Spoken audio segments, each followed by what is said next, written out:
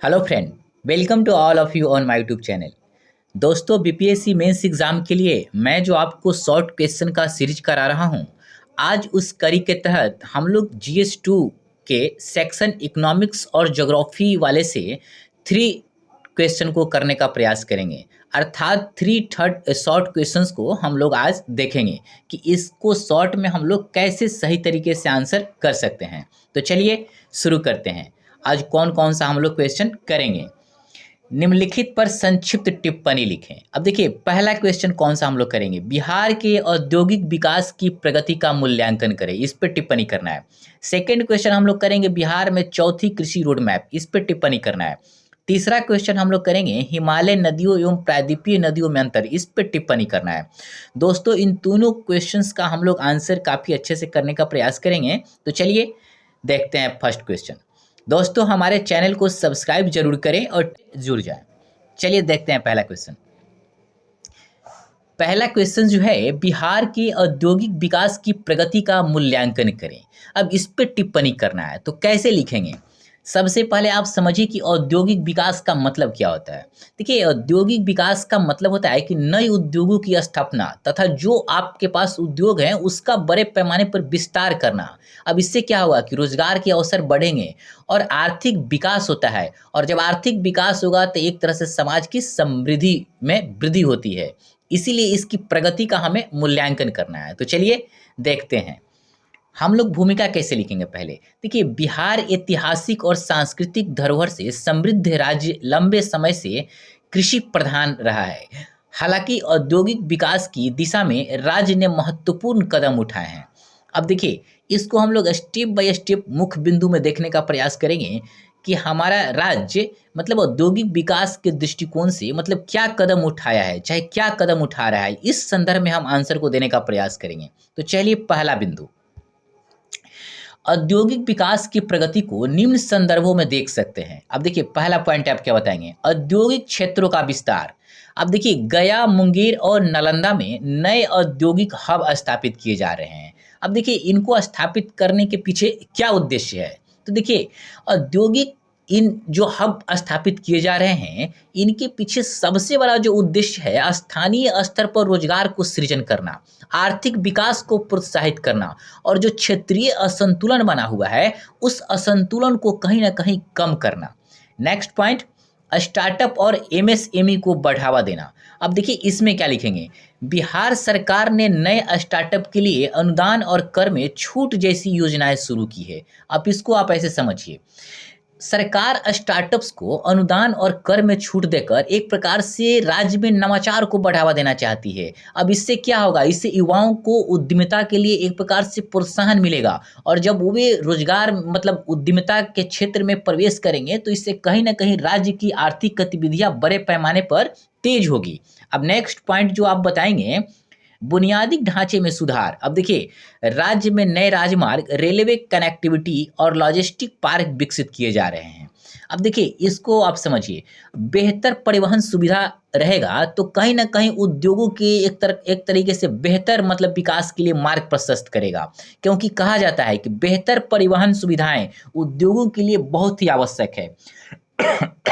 नए राजमार्ग, railway connectivity और लॉजिस्टिक पार्क से माल ढुलाई एक प्रकार से बहुत ही सुगम हो जाता है, जिससे क्या होता है, उद्योगों में एक प्रकार से प्रतिस्पर्धा बढ़ती है, और जब प्रतिस्पर्धा बढ़ेगा तो कहीं ना कहीं वह निवेश को आकर्षित करता है, और जब निवेश को आकर्षित करेगा तो कहीं ना कहीं राज्य आर्थिक रूप से सशक्त होकर डेवलप अर्थात विकास की मार्ग पर प्रशस्त करेगा। फिर नेक्स्ट पॉइंट देखिए, आप क्या बताएंगे, बिहार औद्योगिक नीति। अब देखिए, इसमें क्या लिखना है, निवेश आकर्षित करने और उद्यमियों को सहयोग देने के लिए नई औद्योगिक नीति लागू की गई है। अब देखिए क्यों, अब इसके पीछे सबसे बड़ा जो मतलब कारण है कि जो न्यू औद्योगिक नीति के पीछे रीजन कि निवेश आकर्षित करना, कहीं ना कहीं औद्योगिक विकास को बढ़ावा देना। और औद्योगिक विकास कैसे बढ़ेगा, जब आप निवेश को आकर्षित करेंगे, और जब निवेश आकर्षित करेंगे और जब यहाँ कंपनियां या उद्यमी लोग जब यहाँ निवेश को इन्वेस्ट करेंगे तो कहीं ना कहीं इससे रोजगार सृजित होगा, और रोजगार सृजित होगा तो लोग आर्थिक रूप से सशक्त होंगे,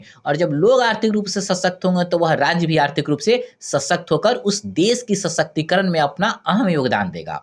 इतना बताने के बाद इसकी एक आप सीमा बता देंगे। देखिए क्या बताएंगे, यद्यपि बिहार में उद्योगों के लिए आवश्यक बिजली तथा निजी निवेश की कमी से औद्योगिक विकास धीमा है।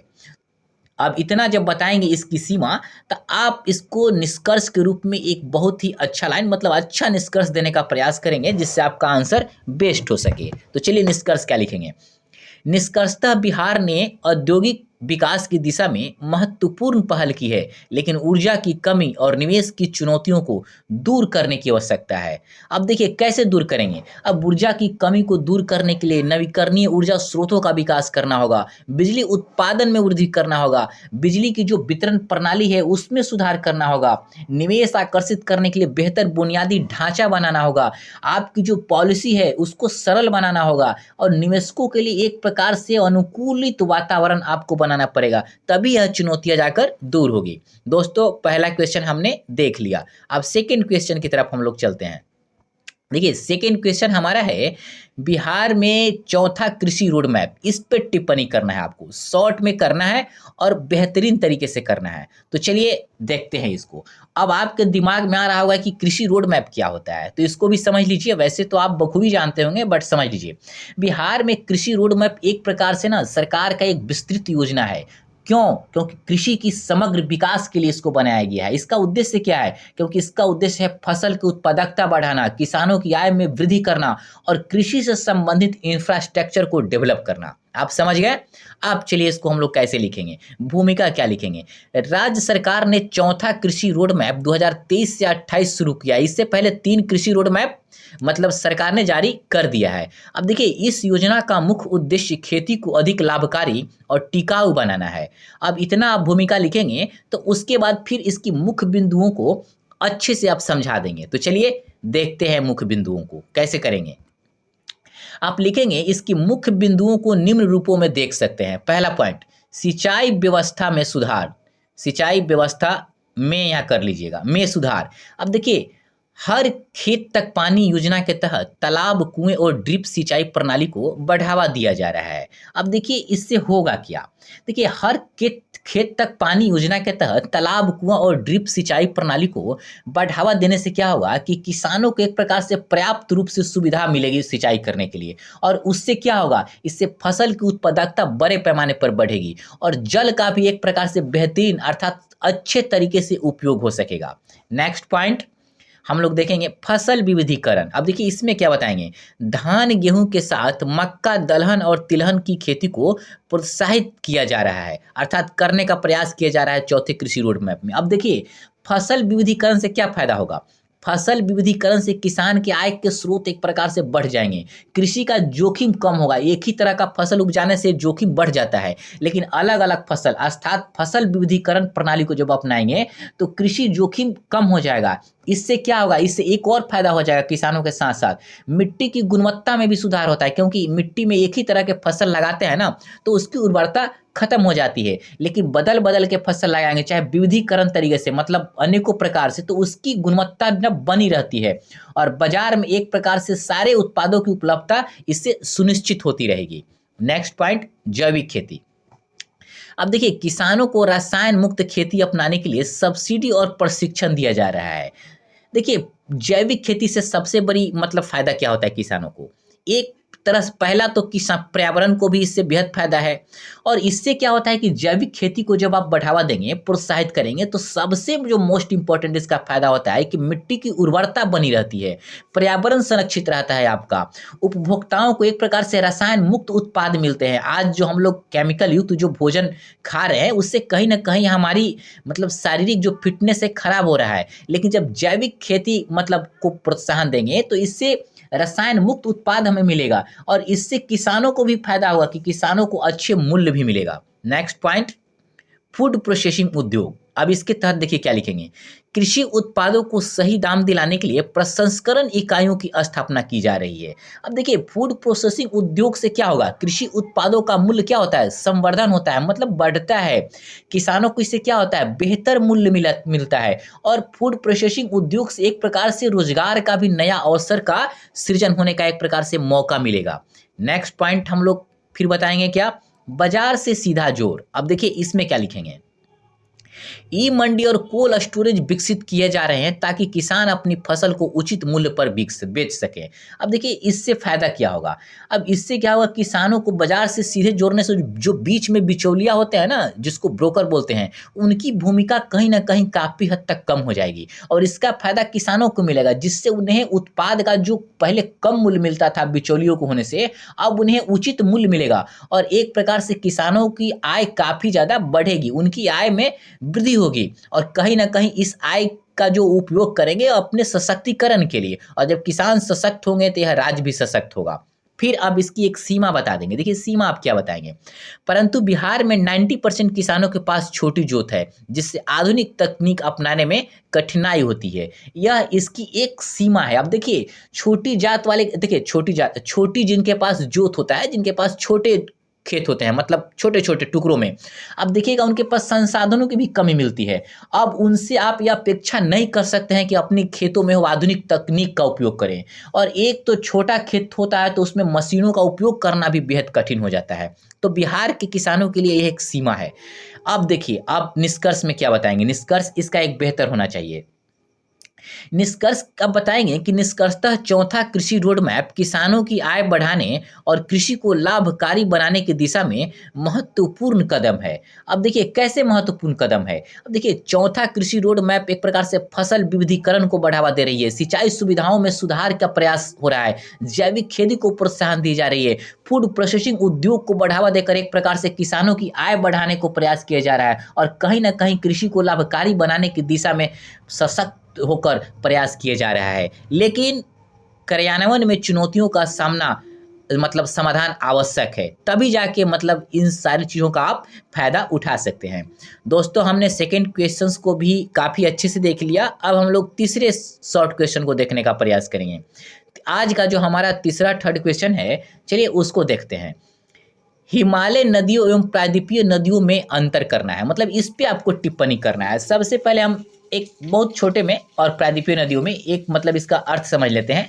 देखिए हिमालय नदियाँ वह नदियाँ होती है जो हिमालय पर्वत से निकलती है, जैसे आप गंगा जी को ले लीजिए, ब्रह्मपुत्र नदी को ले लीजिए, सिंधु को ले लीजिए। आप देखेंगे कि जो हिमालय नदियाँ होती है ना, वो ज़्यादा लंबी होती है। आप देखेंगे उत्तर भारत के मैदानों से होकर यह बहती है। अब देखिए प्रायद्वीपीय भारत नदियाँ क्या होती है ना, कि यह ना दक्षिण भारत से निकलती है, मतलब दक्षिण भारत में अधिकतर बहती है। जैसे आप देखिए गोदावरी, कृष्णा, आप देख लीजिए एक नर्मदा, और यह छोटा होता है और इनकी गहराई भी ना उत्तर की नदियों की अपेक्षा कम होता है। और आप देखेंगे अधिकतर यह पठारी क्षेत्रों में बहती है, इसीलिए इसमें देखिएगा कि अवसाद की मात्रा भी काफ़ी कम होता है, इसीलिए डेल्टा नहीं बनाती है बल्कि एस्चुरी बनाती है। जबकि हिमालय नदियाँ ना डेल्टा का निर्माण करती है, क्योंकि बड़े पैमाने पर अवसादों को ले जाती है। अब चलिए इसको हम लोग समझ लिए, अब हम लोग इसकी भूमिका को देखेंगे और फिर इसके मुख्य बिंदु को और एक सीमा और निष्कर्ष। तो चलिए भूमिका कैसे लिखेंगे।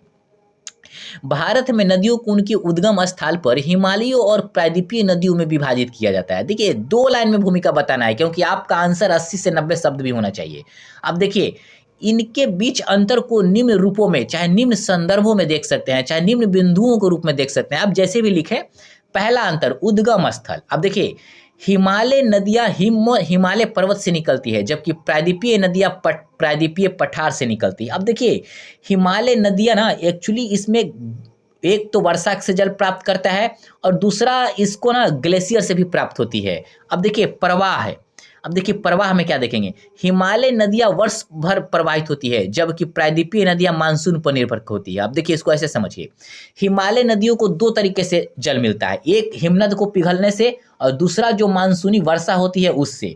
इसलिए इसमें पूरे साल पानी रहने की संभावना होती है, अर्थात रहता है। लेकिन प्रायद्वीपीय नदियाँ को देखिएगा ना, इसको हिमनद से पानी नहीं मिलती है, मतलब ग्लेशियरों से, यह केवल वर्षा जल पर निर्भर करती है। लेकिन जब मानसून खत्म हो जाता है तो इनका जल स्तर घट जाता है। इसीलिए देखिएगा कि प्रायद्वीपीय क्षेत्र की कई नदियाँ गर्मियों में सूख जाती है। थर्ड पॉइंट आप क्या बताएंगे, जल प्रवाह के दृष्टिकोण से अंतर। तो चलिए इससे देखते हैं। हिमालय नदियों में अधिक जल प्रवाह होता है जिससे सिंचाई में सहायता मिलती है, जबकि प्रायद्वीपीय नदियों में जल प्रवाह कम होता है। बट वही अंतर होता है, क्योंकि यहाँ पे हिमनदों को पिघलने और वर्षा के कारण पूरे साल जल रहेगा तो जल प्रवाह होगा, और प्रायद्वीपीय नदियों में सिर्फ वर्षा पर तो जल प्रवाह ऑटोमेटिक कम होगा। तो चलिए आगे देखते हैं। अब नेक्स्ट, बाढ़ की संभावना। हिमालय नदियों से बाढ़ की संभावना ज़्यादा होती है, जबकि प्रायद्वीपीय नदियों से बाढ़ की संभावना कम होती है। बस वही बात यहाँ भी आ जाएगी कि मानसून के समय मानसून के समय भारी बारिश होती है, तब पहले से जो नदी भरी होती है उसमें बड़े पैमाने पर उफान आ जाती है और बाढ़ की संभावना ज़्यादा बढ़ जाती है। जबकि आप देखेंगे प्रायद्वीपीय नदियाँ सकरी घाटियों से बहती है और इनका जल स्तर एक प्रकार से काफ़ी कम होता है, इसीलिए इनमें बाढ़ की संभावना कम होती है। सॉरी। फिर आप इसकी एक सीमा बताएंगे। यद्यपि हिमालय नदियों में बाढ़ का खतरा अधिक होता है, जबकि प्रायद्वीपीय नदियों में सूखे के समय जल की कमी होती है। यह इसकी सीमा है और एक इसका एक बेस्ट निष्कर्ष। तो चलिए देखते हैं निष्कर्ष क्या लिखेंगे। अब देखिए, निष्कर्षतः दोनों तरह की नदियां देश की जल आपूर्ति, कृषि और पर्यावरण के लिए बेहद जरूरी है, लेकिन इनके बेहतर प्रबंधन से बाढ़ और सूखे जैसी समस्याओं से बचा जा सकता है। अब देखिए, दोनों तरह की नदियां क्यों कृषि और पर्यावरण और जल आपूर्ति के लिए बेहद जरूरी है। पहला, जल आपूर्ति। आप देखेंगे इन दोनों नदियों से करोड़ों लोगों के लिए पीने की पानी उपलब्ध होता है। अब कृषि सेक्टर में ही देख लीजिए, इससे सिंचाई के लिए आपको बड़े पैमाने पर जल उपलब्ध होता है। पर्यावरण के लिए देख लीजिए, नदियाँ जैव विविधता को बनाए रखने में अहम योगदान देती है। आप देखिएगा कि यह जलवायु संतुलन को बनाए रखने में भी अहम योगदान देती है, लेकिन इनके बेहतर प्रबंधन करना बहुत ही ज़रूरी है। दोस्तों, हमने तीनों क्वेश्चन का शॉर्ट आंसर काफ़ी अच्छे से देखने का प्रयास किया। आप एज इट इज़ इसको याद कर ले, चाहे जैसे भी करें ऐसे ही आंसर आपको देना है। मेरा विश्वास है कि आपको 70 से 80% तक नंबर मिलेंगे। और दोस्तों, हमारे चैनल को भी सब्सक्राइब करते चलिएगा। और तब तक के लिए आपको वीडियो देखने के लिए बहुत बहुत धन्यवाद। तब तक मैं मॉर्निंग में नेक्स्ट पॉलिटी का लॉन्ग क्वेश्चन लेकर आऊँगा। धन्यवाद।